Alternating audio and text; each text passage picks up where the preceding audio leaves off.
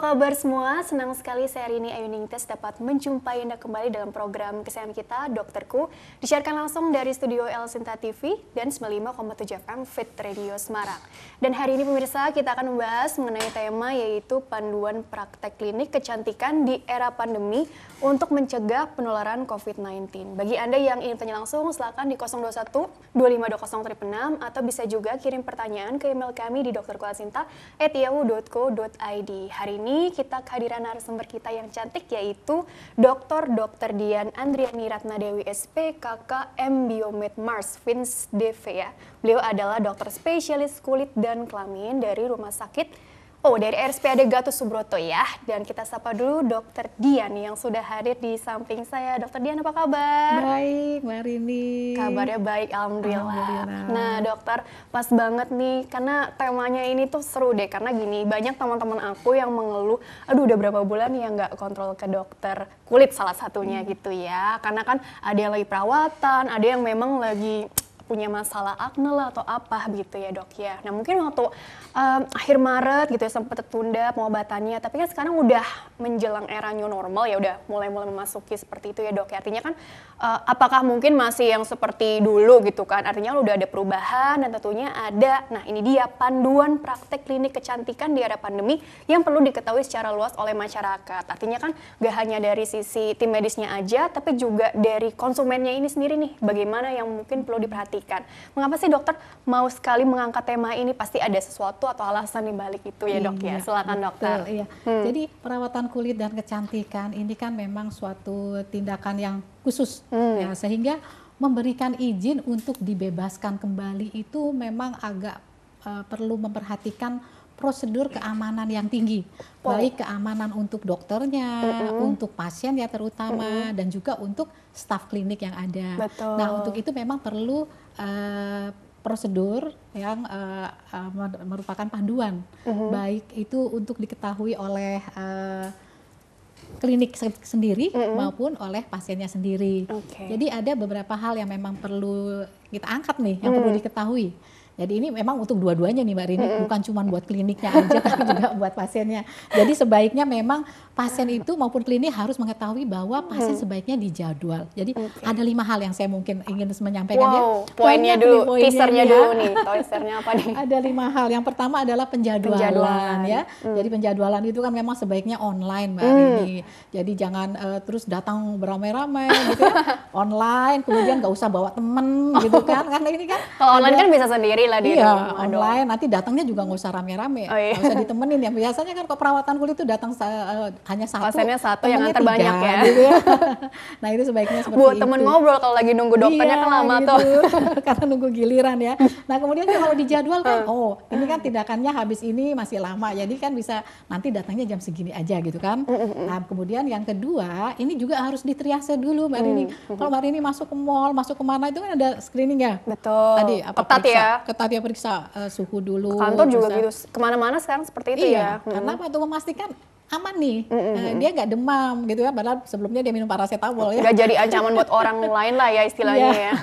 Nah itu, jadi screening dulu. Nah ini masalah prosedur screening di kulit, di perawatan kulit bagaimana. Kemudian yang ketiga, mau tindakan apa? Kan banyak Mbak Rin. Ada mau tindakan di bagian atas, sepertiga dari wajah atas kan bisa ditutup, mulut sama hidungnya pakai masker. Nah tapi kalau tindakannya sekitar mulut, saya mau nebelin dikit deh bibirnya biar agak seksi, misalnya pakai filler gitu kan. Terus gimana kalau mulutnya ditutup masker? Nah itu kan risikonya beda. Justru tindakan di situ gitu ya. Gitu. Terus ada misalnya, mau ngecilin perut, nah itu kan bisa dimaskerin pasiennya ya. Ada juga tindakan yang ada asap-asapnya nih, karena harus di electrowater. Nah itu kan risikonya beda. Nah itu pemetaan risiko. Untuk apa? Supaya APD-nya tadi beda, yang risiko ringan, sedang, berat beda ininya APD-nya. Kemudian yang keempat, nah klinik sendiri juga nggak boleh misalnya, wah ini ada perawat yang umurnya 50, ada hipertensi, dia terus ketemu sama pasien-pasien yang dari tim medisnya nih ya ini istilahnya. Ya, dari tim medisnya. Nah ini sih profil resikonya juga harus memperhatikan itu. Kemudian yang terakhir, baik klinik maupun pasien harus sama-sama melakukan perilaku hidup bersih dan sehat, ya kan? Saling menjaga lah intinya ya. Terutama klinik nih. Jadi mana yang paling sering disentuh oleh pasien, misalnya railing tangga, handle pintu, itu harus lebih sering dibersihkan. Nah itu tadi 5 poin yang memang harus menjadi panduan di dalam pelaksanaan perawatan Perhatian klinik bersama sekarang lah gitu ya. Karena kan sudah mulai dibuka nih. Saya kira waktu itu mulai tanggal 15 Juni deh. Mulai di pertengahan Juni lah ya. Iya, pertengahan Juni udah mulai hampir semua Iya, buka gitu ya. iya. Oke. Kan bertahap nih. Iya. Tentunya kan di awal kan yang masih kaget tadi kan penyesuaian dulu gitu ya. Iya, Tapi sekarang iya. tadi kan udah mulai tadi ya namanya new normal. Jadi sesuai dengan tadi standar prosedur yang kesehatan yang perlu diikuti, kita harus tegakkan Iya. itu gitu ya dok ya. New normal tapi harus benar-benar ketat karena pencegahan ini berlakunya tidak bisa ditawar. Jangan sampai nanti, maaf ya dok ya, aman-aman aja, ketika pergi ke suatu tempat, termasuk rumah sakit sendiri malah jadi, maaf tertular ya. Karena ini kan tujuannya untuk mencegah penularan COVID-19 yang kita nggak tahu sampai kapan gitu dokter, kan masih prediksinya masih bagaimana itu kan, macam-macam gitu ya. Presiden Joko Widodo juga bilang perjuangan kita belum berakhir gitu ya. Ancaman COVID-19 ini masih tetap ada dan dinamikanya masih sangat tinggi ya, masih sangat dinamis gitu. Oke, jadi kan tadi gini, perlu diketahui ini tadi ya 5 hal tadi gitu, ini sebenarnya sebagai modal dasar kita gitu ya, baik itu dari pihak tim medisnya ataupun si pasien itu sendiri ya. Dalam sebenarnya gini dok, kadang-kadang pasien nggak terlalu memperdulikan itu gitu ya. Yang penting bagaimana aku kebutuhannya terpenuhi gitu ya. Nah termasuk jadi gini, kalau dilihat dari logika sederhananya gitu deh, apakah dilihat dari ya kasusnya aja sama si profil si orangnya tadi gitu, lebih condong ke situnya dan yang lain-lainnya nanti mengikuti aja gitu. Artinya gini, kalau kecantikan apa sih biasanya lebih ke tadi sifatnya kosmetik, mungkin ada keluhan di area wajah atau mungkin ada yang tadi sifatnya mau filler atau mau yang di area perut gitu, itu kan bukannya sifatnya juga bisa ditunda gitu dokter. Jadi sebenarnya dilihat dari tingkat kasusnya juga atau bagaimana juga dok? Oke. Jadi gini, pada saat pasien itu datang ke klinik perawatan kulit, nah inilah yang penting, screening dulu. Screening ini nanti ada riwayat yang harus diisi. Ini kita bicara ke yang praktisi perawatan kulit nih. Mereka harus menyiapkan screening. Screening itu selain di tadi suhu, kemudian di wawancara mungkin ya, dan lain-lain, itu ada list yang harus diisi. Listnya itu kalau berdasarkan konsensus tanggal 27 April oleh dokter di India, Australia, udah global nih ya, global ini ya, sampai Afrika Selatan ya, dan Swedia, Swiss, Norwegia ini menetapkan bahwa klinik itu harus membuat form yang memuat TOCC. TOCC ini maksudnya gini, jadi identitas si pasien, apakah dia ada occupationalnya juga berhubungan. Ini yang T itu travel history ya, jadi ada nggak dia riwayat pergi-pergi ke tempat yang pandemi gitu ya, ya, tempat benar-benar yang banyak yang rawan lah ya, yang rawan ya, semua tertular. Kemudian occupational pekerjaannya apakah memang berhubungan dengan mudah tertular ya, resiko tinggi atau enggak resiko gitu tinggi ya, ya dokter gitu, perawat gitu ya. Terus yang ketiga TOCC, ini ada kontak dengan orang yang memang positif, mungkin keluarganya ada yang positif. Atau orang tanpa gejala kan kita nggak tahu. Iya, tapi kalau itu kan nggak tahu. Tapi kalau jelas positif dia harus bilang nih. Kemudian yang terakhir, apakah dia berada di klaster, di perumahan atau di tempat zona yang apa, merah, zona hitam. merah, hitam gitu ya. Nah ini harus ditanyakan sama gejala. Kalau ternyata gejalanya ada, nah, kemudian atau gini, yang bagus dulu deh. Gejalanya nggak ada. Bagus dulu ya dok. Dia nggak ada gejala. Kemudian juga dari riwayat nggak ada. Oke, langsung ke ruang tindakan. Oh nggak perlu apa ya dok, rapid antibody test atau swab test dulu deh supaya sama-sama aman nih, dipastikan dulu, jangan hanya berdasarkan mungkin wawancara online aja. Itu nanti tergantung dari tindakannya berisiko. Kalau cuma sekedar saya mau facial, mau ini boleh setelah tadi di screening ya. Kemudian kalau ternyata dia ada ini pernah ada riwayat tapi nggak ada gejala, riwayat TOCC-nya itu positif, tapi nggak ada gejala, tunda dong, ya 2 minggu dulu daripada nih. nanti kenapa-kenapa, bawa resiko kemana-mana gitu ya. Tapi kalau ternyata dia juga ada gejala, dia juga ada riwayat, ya kita rujuk Iya ke pasti ya. Wisma Atlet ya. Isolasi dulu, sembuhkan dulu gitu Iya, ya. gitu. Oke, Jadi kurang itu lebih pentingnya begitu ya. screening gitu. Bener dok, supaya tadi saling menjaga pada intinya Iya, gitu ya. betul. Oke dokter, kita jeda dulu deh, nanti dilanjutkan kembali di segmen selanjutnya ya. Iya. Baiklah pemirsa, jangan kemana-mana, tetaplah bersama kami akan kembali sesaat lagi.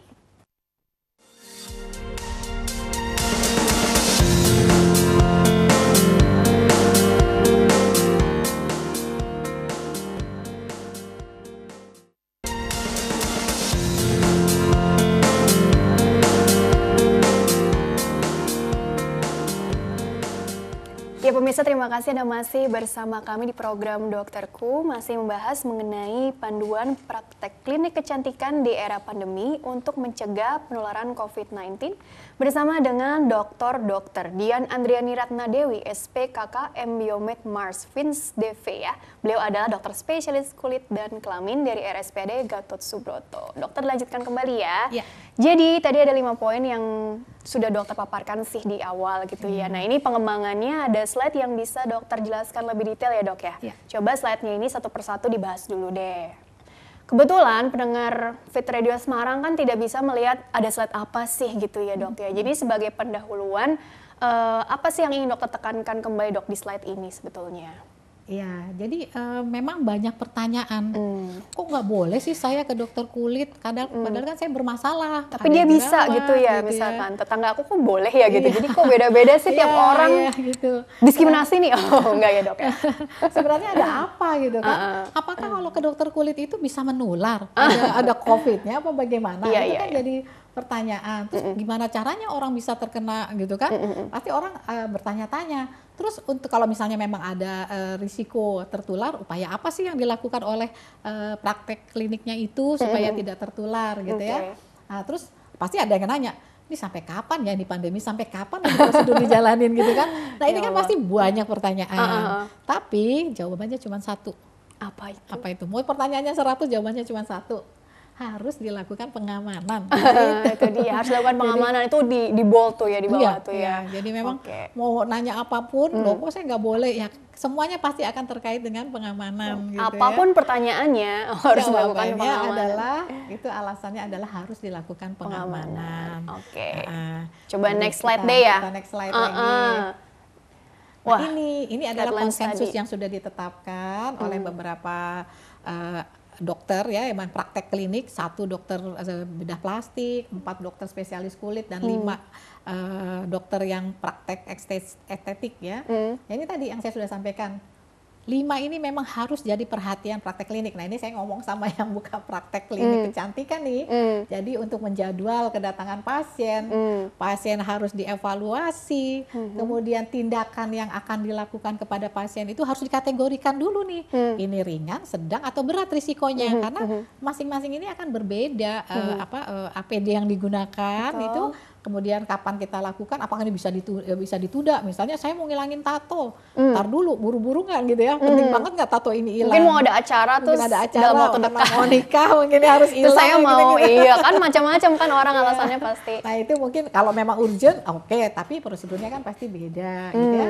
Nah si praktek ini tadi yang saya sudah sampaikan, dia harus evaluasi karyawannya, mana yang mau ditampilkan di depan bersama pasien ya. Nah itu pun juga sebaiknya ada screen dari kaca lah untuk menghindari supaya nggak kontak dengan pasien secara langsung. Seperti pembatas gitu ya dok, maksudnya dok ya? Iya, dengan kaca pada saat transaksi ya, di kasir, waktu daftar, itu kan sebaiknya ada jarak tadi maksudnya kan tujuannya jadwal pasien itu supaya physical distancing iya, gitu. Betul, jadi kayak ada bilik atau apalah istilahnya, sekat lah itu ya intinya seperti itu ya dok ya. Coba, jadi sebenarnya aku lihat dari 5 poin tadi kan, jadi semakin kesini alhamdulillahnya makin berkembang teknologi kan, jadi telemedicine itu ya yang makin ditingkatkan gitu ya, mulai dari pelayanannya via online, terus juga tadi juga konsulnya juga via online juga bisa gitu, terus datanya juga terekam, terrecord di internet gitu ya dok ya, artinya ada arsip yang secara digital tuh udah bagus lah disimpan gitu ya dok ya. Ya tapi praktek kulit ini, praktek kecantikan memang kan harus hadap-hadapan sama dokter. Apa bisa nggak sih dok kita kirim, oh nih kondisi kulit saya begini, kirim gitu kan? Untuk bisa, screening di awal gitu ya? Di awal bisa, tapi pada saat tindakan kan memang harus hadap-hadapan. Jadi memang ada 3 praktek klinik yang memang harus hadap-hadapan, ya kan? Apa aja itu bisa dong? Ngasih ke resep langsung gitu ya. Yang pertama praktek kulit, kecantikan. Yang kedua gigi, praktek gigi betul. kan. Nah, yang ketiga fisioterapi. Nah, ini tiga-tiganya itu namanya praktek 1 lawan 1. 1 lawan 1. 1 lawan 1. Wow. Nah, ini memang yang perlu, Kayak pertarungan, Dok. Iya, kayak izinnya ini memang agak berat nih, agak sulit sepanjang bisa melaksanakan pengamanan yang cukup ketat. Nah, itu baru dibolehkan. Ini makanya pada saat pembukaan era new normal ini tahap-tahapannya ini untuk yang perawatan kulit dan kecantikan ini kan baru dipikirkan dan masih dalam evaluasi gitu. Nah, ini dalam perjanjian juga harus ada tanda tangan loh dari pasien ke klinik. Persetujuan Dia gitu tidak boleh menuntut klinik kecantikan apabila ternyata setelah berkunjung ke klinik tersebut dia tertular, ya kan? Nah, ini harus ada. Nah, ini bahaya bagi dokter yang praktek kecantikan kalau dituntut karena saya merasa tertular akibat dari itu. Oleh karena itu, ini kan eranya era hukum ya, Mbak Rini ya. Jadi harus memang si kliniknya juga harus safety, pasiennya juga harus safety. Harus gitu. berhati-hati. Oh, ya udah deh. Oke, coba slide yang tadi ditampilkan dulu lagi, belum selesai deh kayaknya tadi ya. Oh, udah langsung aja next slide. Ih, kecil-kecil sekali tulisannya, Dok ya. Tapi ini apa ya? Kebaca nggak nih, Dok? Ini sebenarnya tadi setelah kita screening ya, apakah ada tadi TOCC-nya ini, travel history, kemana aja tadi ya, perginya kan, pekerjaannya berhubungan nggak dengan risiko tinggi, kontak nggak dengan orang yang positif, terus apakah dia tinggal di dalam kontak di dalam klaster yang memang tadi yang Mbak Rini bilang, faktor resiko lah tadi, area merah, zona merah, zona hitam, apakah itu, nah dan gejala, jadi TOCC dan gejala. Nah, ini setelah kita lihat, kita golongkan nih, nggak ada gejala, TOCC-nya negatif, monggo silahkan, nah itu bisa, kita tinggal pikirkan ini ringan, sedang, berat tindakannya. Ternyata kok dia pernah ke zona yang berhubungan dengan COVID positif, kontak dengan pasien COVID positif, traveling, lewat kontak, mungkin keluarganya juga ada yang positif, gitu. Tapi dia nggak bergejala. Tunda dulu deh, gitu kan, dia masuk ke kelompok B. Tapi kalau ada gejala dan positif juga, ya terpaksa dia harus berobat dong, gitu kan. Jadi ini adalah screening yang harus dilakukan pada praktek kulit dan kecantikan. Iya, itu udah standar emasnya biar lah ya. aman kan semuanya. Iya, tadi gitu. saling menjaga gitu dengan pengamanan ketat gitu ya. Oke, coba slide selanjutnya lagi tentang apa? Nah, ini resiko rendah, sedang, berat, atau resiko tinggi gitu ya. Oke, Dok. Jadi tindakan kulit ya, perawatan kulit yang memang risikonya rendah itu adalah terutama adalah tindakan yang sepertiga atas wajah. Kenapa? Kan masker bisa dipakai oleh pasien sehingga ini dianggap risikonya rendah. Ya. Jadi sambil dokter melakukan tindakan, nah ini pasien juga tetap menggunakan masker. Nah, itu masuk risiko rendah. Apakah dia mau diinjeksi botox, mau diinjeksi filler, sepanjang daerah mulut dan daerah hidungnya bisa dilindungi, maka ini termasuk yang risiko rendah. Gitunya. Atau di luar dari wajah, misalnya daerah perut, daerah yang lain gitu ya, mau ngilangin lemak apa dan lain-lain. Hanya ini pun juga ada ininya juga, kalau dia waktu kontaknya lama, nah ini juga termasuk risikonya naik lagi nih. Misalnya mau ngilangin bulu seluruh badan gitu ya. Waktu pengerjaannya maksudnya? Iya, waktu pengerjaannya lama nih. Nah itu risiko juga gitu kan. Nah mungkin nanti dibagi, jangan seluruh badan deh, sekarang apa dulu gitu kan. Dicicil gitu misalnya, hari ini sisi yang ini di mana lokasinya.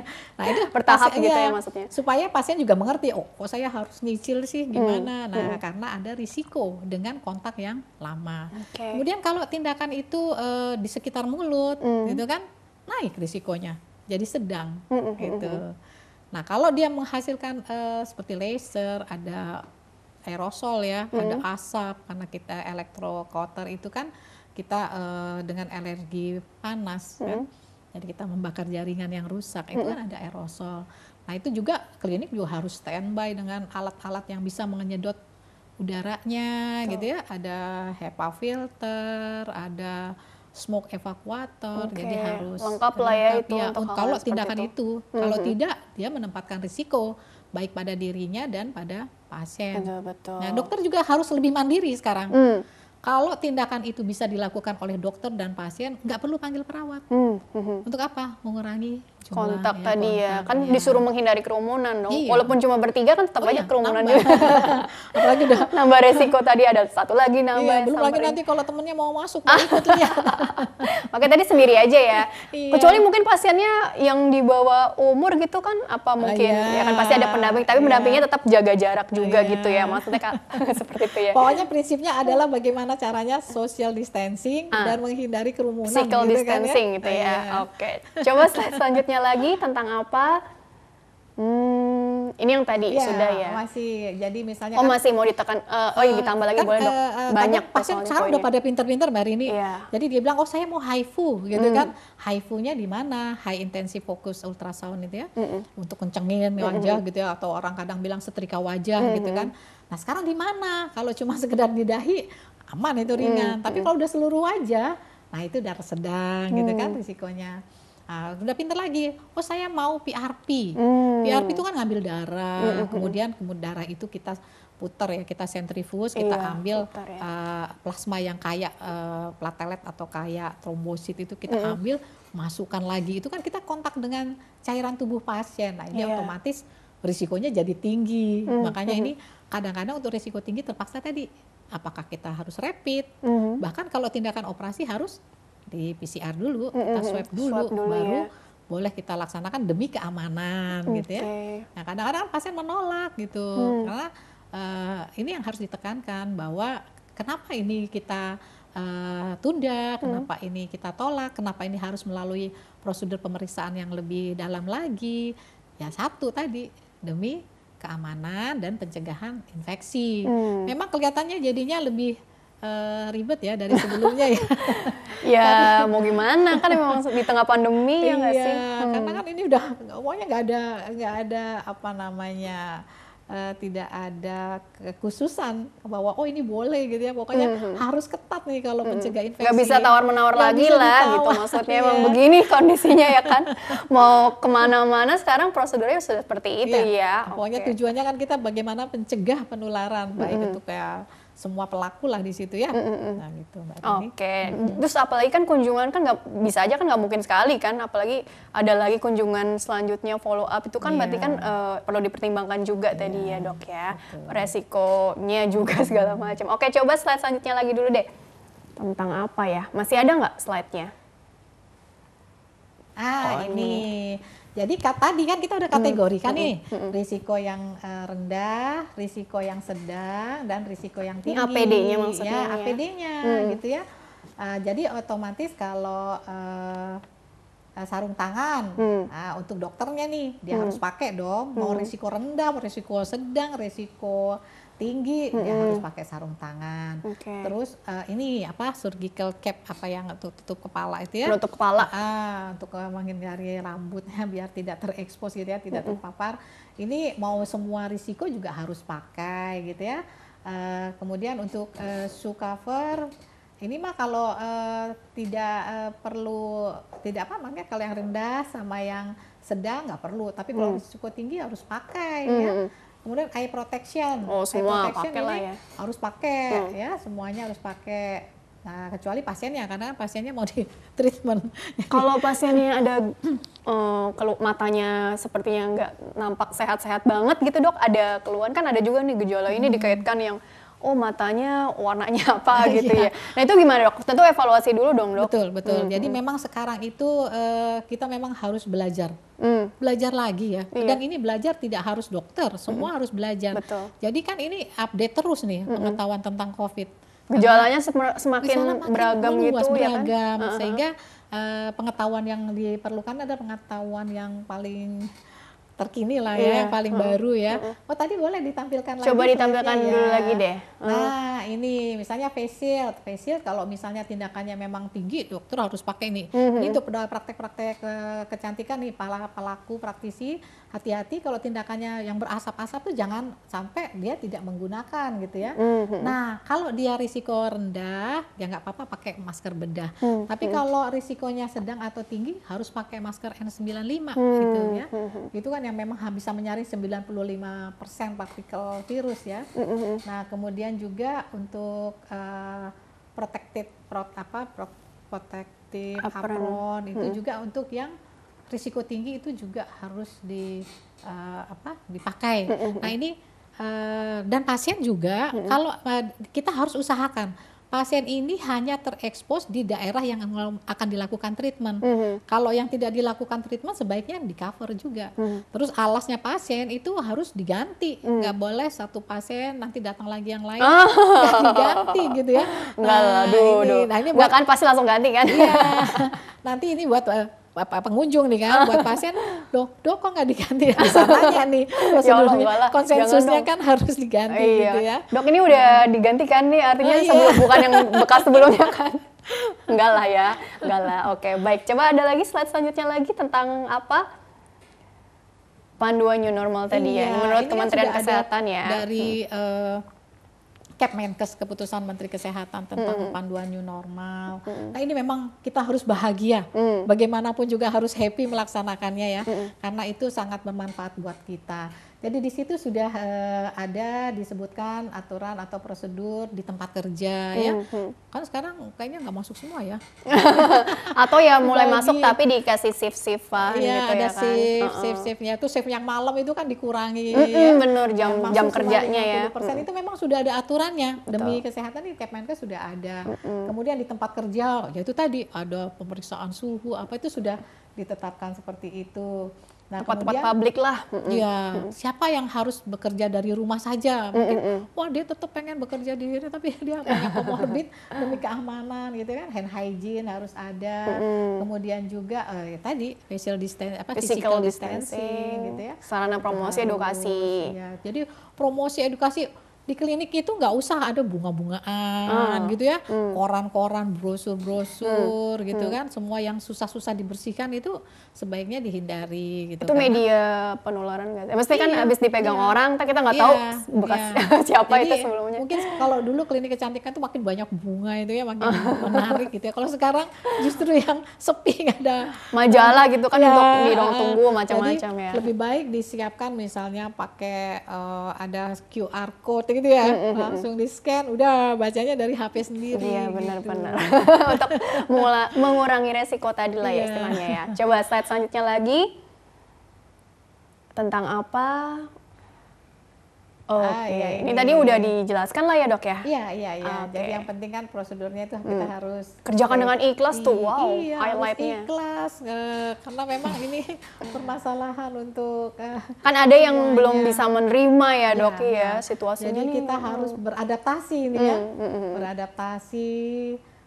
Safety ini yang nomor satu yang harus dijalankan ya. Nah, jadi harus kan ada tahapannya ini ya. New normal ini kan tahapan pertama kan konsolidasi dulu ya kan. Apakah ini akan dijadikan boleh melaksanakan kalau dilonggarkan PSBB-nya. Habis itu timing. Kapan daerah ini boleh gitu kan? Kapan di Jawa Barat kapan gitu kan? Jabodetabek kapan gitu kan? Itu timingnya. Habis itu penetapan daerah mana yang boleh melaksanakan new normal kan. Setelah itu masih harus ada koordinasi nih, udah boleh masih koordinasi dulu pemerintah daerahnya, baru evaluasi dan monitoring. Jadi ternyata new normal ini enggak oke rame-rame boleh semua, enggak gitu, ternyata masih harus bertahap, ada proses gitu. Nah cuman kan kadang-kadang kita udah capek berada di rumah ya, rasanya itu kayak aduh udah mulai bosan gitu maksudnya ya. Dan itu ada fasenya juga ya, ada fase mulai dari 1 Juni, 8 Juni ya kan, nah, 15 Juni ini baru dipikirkan ini praktek-praktek yang boleh dibuka ini termasuk perawatan kulit kan baru gitu kan.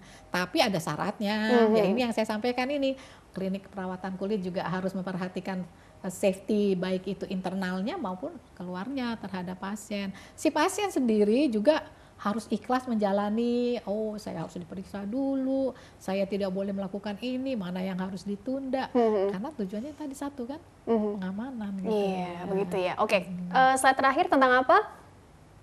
Baru nanti masuk ke pertanyaan. Ini gambar. Iya, memang ini Jadi ini pada counter penerimaan pasien, itu pendaftaran pasien, pembayaran ya itu. Iya, semua. Nah itu ada cover, itu kurang jelas ya kelihatan. Sebenarnya itu ada cover kaca, jadi tidak langsung gitu. Itu ada cover kaca. Kemudian kita lihat di situ sebaiknya kursi tunggunya tuh, Mbak Rini, nggak deket-deketan. Kasih Satu-satu itu kasih jarak itu, jaraknya 2 meteran itu, ya. Nggak boleh ngobrol deket-deketan di situ, udah langsung diatur. Nah fasilitas hand hygiene kan. Itu harus ada dan juga harus bolak-balik dibersihkan. Nah ini ada prosedur dengan risiko rendah nih, karena dia hanya sepertiga atas. Ini sepertinya ini injeksi botox nih, sepertiga atas. Ini dokternya cukup pakai tadi penutup kepala, masker bedah, sarung tangan. Nggak usah pakai yang yang sampai seperti astronot ya. Oh ya, karena risikonya risiko rendah. Kenapa risiko rendah? Hanya sepertiga atas wajah. Wajah pasien untuk daerah mulut, daerah hidung bisa ditutup dengan masker bedah nih. Jadi harus masker bedah yang dipakai, jangan masker kain nih kalau begitu ya. Dilihat-lihat kasusnya balik lagi tadi ya. Iya. Gitu. Dokter, kita masuk pertanyaan email dulu ya. Boleh. Jadi ini kan ada 3 pertanyaan, mudah-mudahan bisa tercover semua ya dok ya. Jadi bagi pemirsa yang ingin bertanya via email, silakan kirim saja pertanyaan ke email kami di dokterkuasinta@yahoo.co.id. Format lengkapnya di bawah ini ya, nama, usia Anda atau usia pasien, serta tempat tinggalnya. Baiklah, ini pertanyaan pertama dari Mbak Rima, usianya 24 tahun, Tangerang. Ini di era pandemi ya dok ya. Jadi dok, saya sudah melakukan pemeriksaan patologi anatomi pada tahun 2015. 5 tahun yang lalu. Kemudian saya setelah didiagnosis mengalami neurofibromatosis ya. Saya mau nanya tentang kondisi ini, si neurofibromatosis ini, mengenai keluhan yang nampak berpengaruh di bagian kulit misalnya ya. Apakah bisa diobati dengan terapi khusus atau bisa berobat nggak sih di tengah pandemi yang seperti sekarang ini gitu ya. Terima kasih. Nah mungkin juga kan dilihat dari profil masing-masing pasien ya gitu kan, artinya mungkin biasanya kalau untuk masalah kosmetik ini kan erat kaitannya juga dengan psikis gitu segala macam ya, jadi kan pasti ingin ada perbaikan dalam waktu yang cukup dekat gitu ya. Jadi bagaimana tanggapannya bila dikaitkan pengobatan di era pandemi untuk kasus neurofibromatosis? Ini usianya masih 24 tahun ya, masih muda lah. Nah, neurofibromatosis tadi sebenarnya nggak dijelaskan di mana lokasinya ya. Oh iya ya. Jadi neurofibromatosis ini memang bervariasi, ada yang minor, ada yang mayor ya. Nah, kalau yang minor itu mungkin cuma beberapa benjolan. Dari neurofibromatosis itu benjolan-benjolan yang tumbuh. Kita tidak menyadari, tapi dengan berjalannya waktu dia akan tumbuh mulai dari yang kecil, nanti membesar, bisa terjadi pada seluruh bagian tubuh. Nah, ini tidak dijelaskan ada di mana, tapi jadi ini variatif sekali karena tidak dijelaskan. Variatif ya keluhannya bisa. Ya. Ada tipe-tipenya juga kan kalau nggak salah ya. Jadi apakah itu yang masih kecil atau yang sudah besar atau yang sudah seluruh tubuh. Jadi tindakannya pun berbeda-beda. Kalau neurofibromatosisnya itu masih kecil, kita bisa hilangkan dengan elektrokauter. Elektrokauter tadi termasuk risiko tinggi ya. Tapi jumlahnya sedikit maksudnya. Kalau masih kecil kita elektrokauter, nggak ada masalah. Tapi itu risiko tinggi untuk pengamanan si pasien dan dokter menggunakan APD. Tapi kalau sudah besar, jumlahnya berapa nih? Kalau besar dan hampir seluruh tubuh kan operasi ya. Kita nggak bisa kotor besar-besar. Nah itu tindakan operasi tentu jelas itu risiko tinggi, harus kita lakukan di minimal ruang bedah minor. Kalau kita melakukannya lokal, dan tidak mungkin semuanya akan bertahap, jadi tergantung jumlahnya ya. Dan itu tentunya kita harus swab dulu karena kita berhubungan dengan cairan tubuh pasien gitu kan. Jadi ini risikonya tinggi. Jadi kalau dulu langsung kita kerjakan, tapi kalau sekarang dokter juga harus menggunakan APD yang lengkap, pasien juga mungkin mana daerah yang tidak terekspos itu yang di cover ya, harus dilindungi juga. Kemudian syarat untuk melaksanakan juga bagaimana. Jadi bisa ditangani tergantung nanti termasuk neurofibromatosis yang minor atau yang mayor gitu kan. Nah itu nanti juga prosedurnya mungkin tidak bisa sekaligus kalau banyak, nanti akan bertahap. Nah, tergantung dari lamanya kontak kan. Kalau minta semuanya itu kan kontaknya lama juga.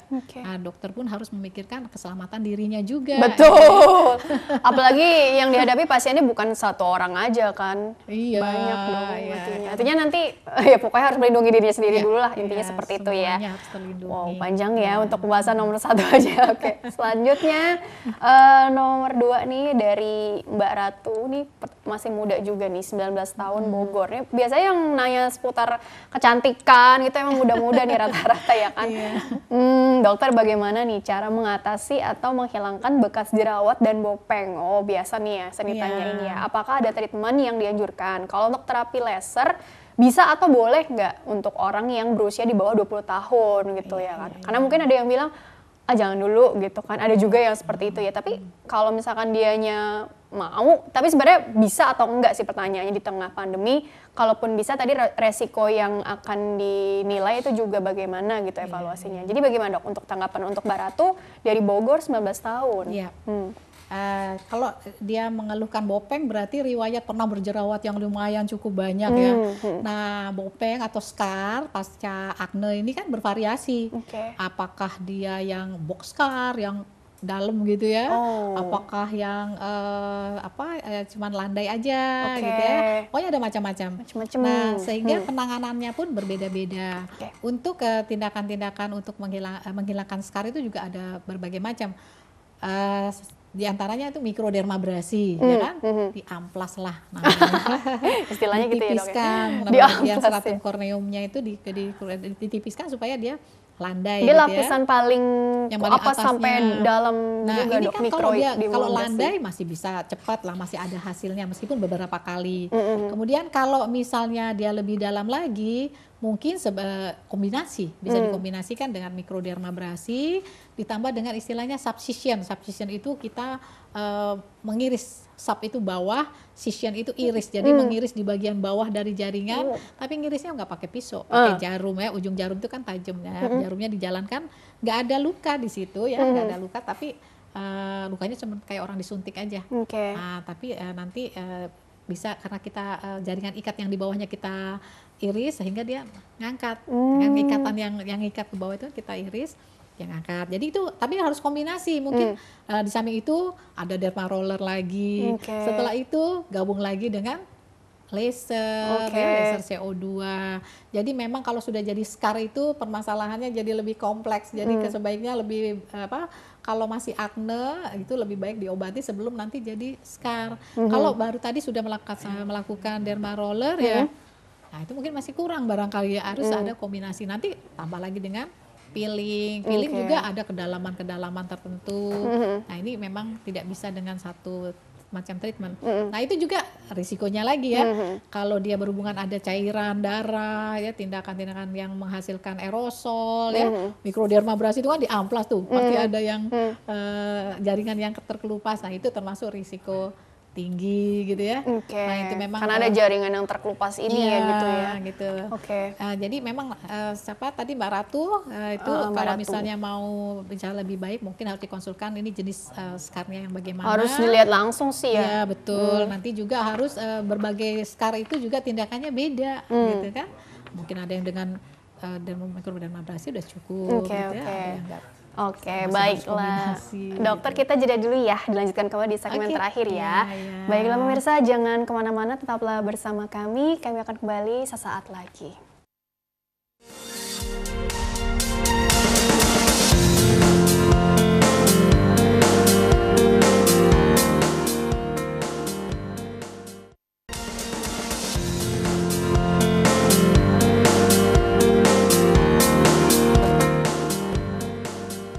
Ya pemirsa, terima kasih Anda masih bersama kami di program Dokterku, masih membahas mengenai panduan praktek klinik kecantikan di era pandemi untuk mencegah penularan COVID-19 bersama dengan Dr.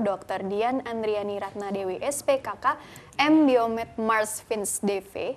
Beliau adalah Kepala Departemen Kulit dan Kelamin dari Rumah Sakit RSPAD ya, Gatot Subroto, baik Angkatan Darat maksudnya. Dokter, dilanjutkan kembali ya. Jadi begini, seumpama nih aku atau mungkin orang-orang di luar sana gitu ya, mau ke RSPAD Gatot Subroto nih gitu kan. Terus kemudian kan semula kan pasti bertanya-tanya nih, sebelum ke sana kira-kira di sana situasinya sekarang bagaimana ya di tengah new normal ini gitu ya dok ya. Artinya bagaimana situasinya terutama supaya kita nih sebagai pasien merasa aman gitu ya. Jadi pengamanan di sana juga seperti apa terkait safety-nya ini begitu dokter. Kira-kira dokter bisa jelaskan nggak supaya kita jadi makin yakin untuk ke RSPAD Gatot Subroto. Kira-kira bagaimana tuh dokter? Ya makasih Mbak Rini. Jadi waktu awal-awal karena banyak sekali pasien COVID yang dirawat di RSPAD itu kan orang pada takut ya. Wah, kalau kita ke RSPAD ini bukannya kita malah justru tertular gitu kan, takut ya. Itu persepsi ya dok persepsi ya, persepsi orang. Padahal sebenarnya di RSPAD itu sudah ditetapkan zona-zona. Jadi zona merahnya itu yang merawat pasien COVID itu jauh di belakang. Untuk mencapai situ tuh berliku-liku. Dan kemudian untuk sekarang ya semua sudah menjalankan praktek secara new normal. Nah, new normal ini kan yaitu tadi adaptasi ya, penyesuaian dan harus mau melaksanakannya. Karena ini seperti ini adalah komitmen yang harus dijalankan ya. Komitmen dari pihak rumah sakitnya dan si pasiennya sendiri. Betul. Nah, ini sudah dilaksanakan RSPAD itu dengan motonya 4 sehat 5 sempurna. Kayak sekarang pola kan, makan kan. Pola gizi seimbang, 4 sehat 5 sempurna. Gitu ya. Jadi ada 4 sehat 5 sempurna. 4 sehat 5 sempurnanya yaitu hand hygiene gitu kan. Screening dulu, periksa suhu, kemudian hand hygiene, kemudian APD gitu ya. Ya ada 4 hal yang harus dilakukan yang memang ini wajib gitu. Kemudian kesempurnaannya tuh kita harus patuh dengan SPO. Mungkin ada video yang sudah dipersiapkan dok? Iya ada. Coba ditampilkan dulu ya. Ini dari RSPAD Gatot Subroto nih sudah mempersiapkan.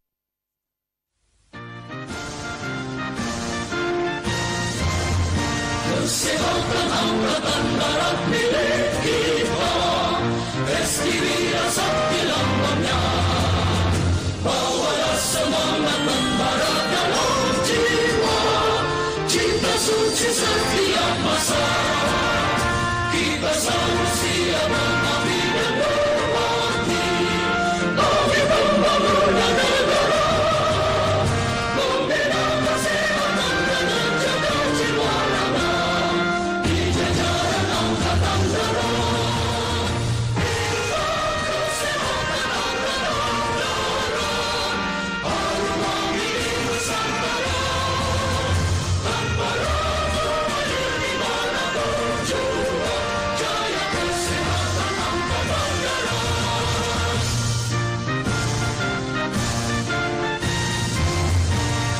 Semangat bertobat di dalam dada, tanpa pamrih jujur setia, sabda marga tetaplah jadi pedomannya, dalam menunaikan tugasnya, dukungan kesehatan dalam medan laga, jadikan pengabdian mulia, demi bangsa dan negara berasas Pancasila.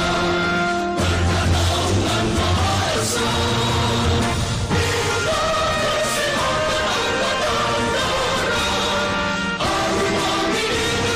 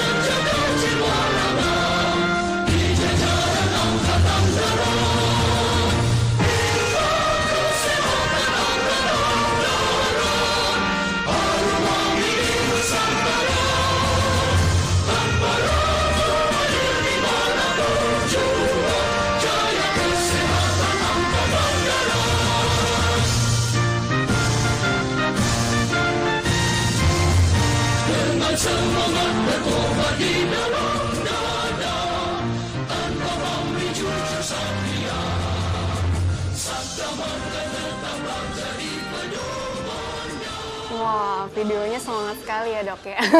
Tapi sayang ya pendengar Fit Radio Semarang kan nggak bisa lihat ya. Jadi tadi dokter sempat bilang 4 sehat 5 sempurna ya. Tadi aku sempat bikin summary sedikit sih. Jadi yang satu itu kan pakai masker, jangan lupa screening. Terus juga yang kedua hand hygiene-nya. Yang ketiga physical distancing atau jaga jaraknya. Yang keempat tadi pentingnya APD, alat pelindung diri. Dan yang kelima itu taat kebijakan. Karena tadi bisa dilihat kalau sebuah kebijakan itu sudah dilaksanakan, artinya kan sebelumnya ada perencanaan dulu yang matang, implementasinya dan evaluasinya dengan monitoring terus begitu ya dok ya. Tapi tetap butuh kerjasama dari berbagai pihak supaya new normal ini bisa berjalan dengan seperti yang diharapkan. Kurang lebih seperti itu ya dok ya.